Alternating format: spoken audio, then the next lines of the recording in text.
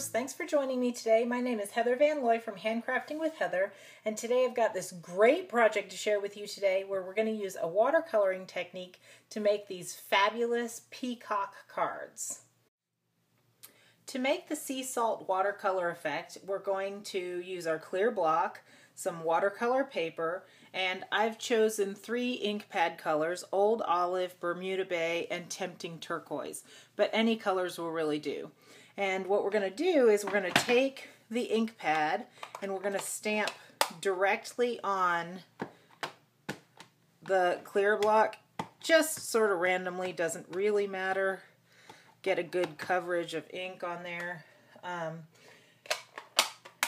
And you're just going to cover the whole thing with your different colors of ink.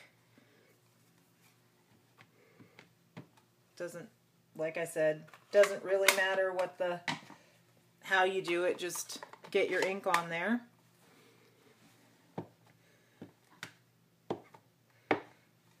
And then this gets very messy, so I've got a Stampin' Spritzer filled with water. You're going to move everything far, far away, and you want to make sure that you've got a work surface that you don't mind getting messy and that you don't have any projects nearby or anything. And you're going to spritz this with water.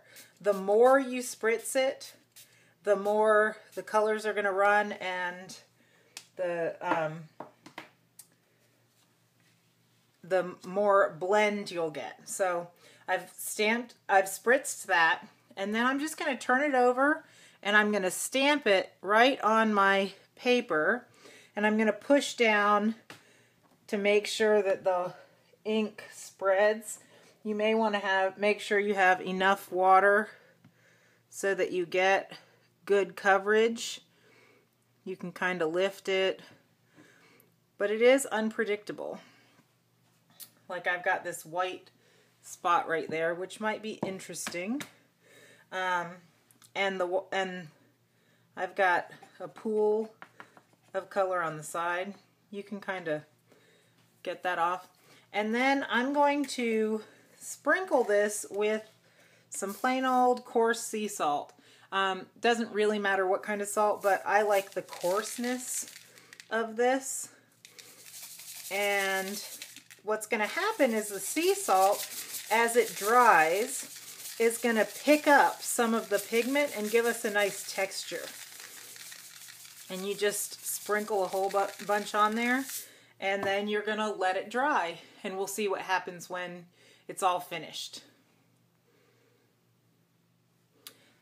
So our watercolor has had a chance to dry, and I've brushed the salt off, and I've created several different samples because I wanted to show you how different. This is the first one that we did on camera, and you can see this is where the ink didn't come through, but it creates kind of a cool effect. This is where it was wetter, and you can see how dramatic the salt effect is there. And then we've got this one, and then this one was a much paler version. So you never know what you're going to get, but I think these are all equally beautiful. As soon as I saw this Perfect Peacock stamp in the brand new catalog, I knew it was one that I absolutely had to have. But when you look at it, it's a lot of detail to color, which is where this watercolor paper technique comes in really handy. So I'm going to take this and I'm going to ink it up with Stays On ink, and I'm going to stamp it right on this watercolor paper that we've done in all these beautiful peacock colors. And then I will only have to do some minimal coloring to make it pop the way I want it to. Now when you do this, you want to make sure that you really, because of the texture of the watercolor paper, you want to really ink it up well and push down really well so that you've got a good image. You want to make sure that you get a good stamp on there. And there I have my pretty peacock. Now you might be wondering, what about these flowers? I don't want those in there. Well, I'm going to do a little bit of coloring on the peacock, and then I'm going to fussy cut out the peacock and stamp this image again and put it on top, and then I can have beautiful colored flowers.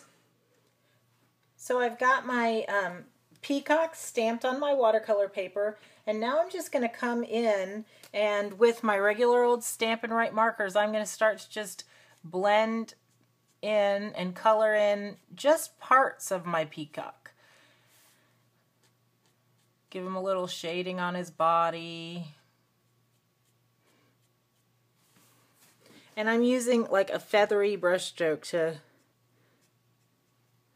just give it a light touch. And then I'll come in with, you know, darker colors and just layer in the color until I get the shading that I want.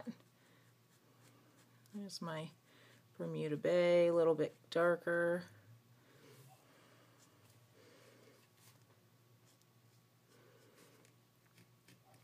I'll come in and do just the tips around these feathers.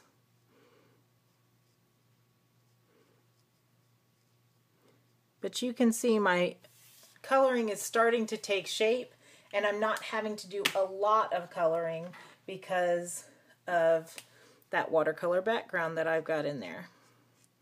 And I'm just using the colors that we used when we did the watercolor. Anyway, that's how I achieved this effect. And I'm going to finish coloring and I'll come back. I spent about 5 minutes coloring my peacock. I ended up needing some darker areas, so I brought in some Pacific Point. And then for the center of the little tail feathers, I added some So Saffron. And this is what I have. And now I'm going to just use my paper snips to cut out. I'm not going to worry about these little things that are sticking out. I'm just going to cut out fussy cut my peacock, and I will be back to show you the next step. As you can see, I've stamped my peacock on a panel of Very Vanilla, and I've used my Stampin' Blendabilities markers to just color in the floral part. And then I've fussy cut out my peacock, and I've already put some glue on the back here. And I'm just going to line him up and place him down right on top. And there you have it. A beautiful focal point for any card that people will be amazed and impressed, and it really didn't take very long to color because I had that watercolor background. Here it is, the finished product. Isn't it just stunning? I absolutely love the way this one turned out.